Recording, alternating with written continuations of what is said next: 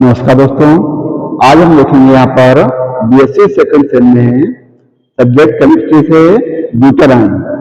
तो structure of ब्यूटेराइन क्या है तो उसके बारे में हम देखेंगे। ये आज का टॉपिक है और यहाँ पर ब्यूटेराइन कैसे बनेगा उसको हम यहाँ पर देखेंगे। तो अमीनो अम्लों में क्षारीय NH2 व अम्लीय COOH दोनों समूह होते हैं। शुष्क ठोस अवस्था में अमीनो एसिड द्विध्रुवीय आयन के रूप में रहते हैं, जिसमें कार्बोक्सिलिक ग्रुप कार्बोक्सिलेट आयन में और अमीनो ग्रुप अमोनियम आयन के रूप में रहते हैं। इस प्रकार के आयन को ब्यूटर आयन कहते हैं। तो इस प्रकार के जो आयन होंगे इनको हम क्या कहेंगे, ब्यूटर आयन, जिसमें जो हमारा कार्बोक्सिलिक अम्ल है या COOH है जो क्या होता है कि COO निगेटिव।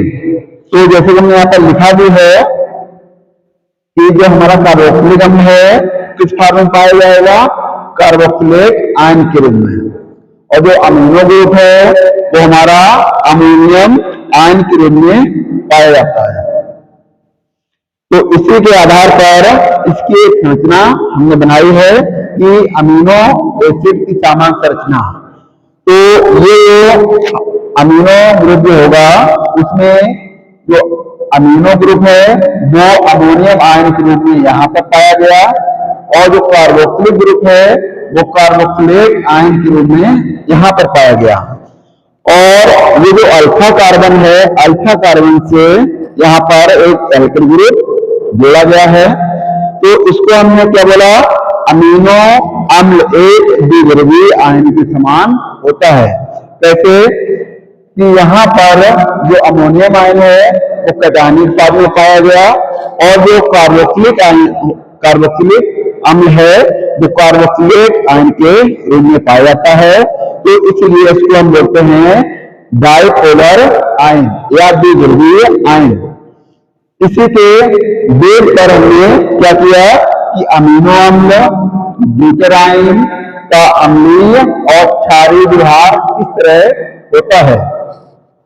तो इसको हम एक रिएक्शन के माध्यम से समझेंगे कि जो ब्यूटेराइन है उसमें कार्बोक्सिलिक ग्रुप और अमीनो ग्रुप किस फॉर्म में पाए जाते हैं।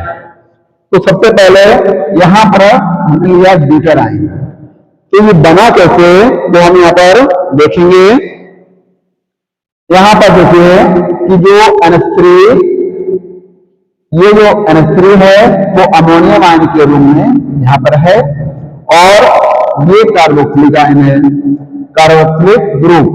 तो ये क्या हो गया, कैटायनिक फॉर्म में पाया गया है। कैटायनिक फॉर्म मतलब क्या है कि पॉजिटिव यहाँ पर अमोनिया के ऊपर लगा हुआ है। तो ये क्या है, अम्लीय प्रबल अम्लीय माध्यम में जो अमीनो ग्रुप है वो अमोनियम आयन के रूप में पाया जाता है।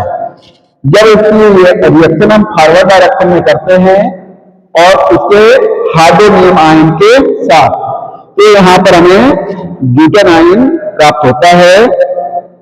तो जो ब्यूटेराइन है उसमें भी जब यहाँ से जो हमारा अमीनो ग्रुप था वो अमोनियम आयन के रूप में पाया गया, और जो कार्बोक्सिलिक ग्रुप है वो कार्बोक्सिलेट आयन के रूप में यहाँ पर पाया गया।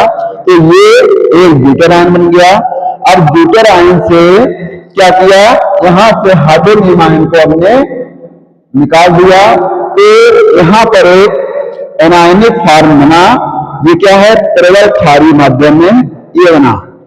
ठीक इसका रिवर्स क्या होता है, रिवर्स में क्या होगा कि हम हाइड्रोनियम आयन को यहाँ पर ऐड करेंगे, इससे जो एनायनिक फॉर्म है तो हमने यहाँ पर ब्यूटेराइन प्राप्त हुआ। और ब्यूटेराइन में कैटायनिक फॉर्म और एनायनिक फॉर्म दोनों ही पाए जाते हैं। ठीक इससे जब ब्यूटेराइन बन गया तो यहां से भी क्या करेंगे, हम हाइड्रोनियम आयन यहां से निकालेंगे। तो पुनः हमें क्या प्राप्त होता है, कैटायनिक फॉर्म प्राप्त होता है, जो कि एक प्रबल अम्लीय माध्यम होता है। तो ब्यूटेन आयन में जो अमीनो ग्रुप है वो अमोनियम आयन के रूप में पाया जाता है। कार्बोक्सिलिक ग्रुप होता है वो कार्बोक्सिलेट आयन के फॉर्म में पाया जाता है। इसलिए इसको हम डाइपोलर जो है बोलते हैं या डाइपोलर आयन बोलते हैं। तो जो स्ट्रक्चर इसका है मैन वो ये है ब्यूटेन आयन का, जिसमें NH3 के ऊपर प्लस और COO ऊपर नेगेटिव आयन पाया जाता है। तो आज के लिए इतना ही। Thank you.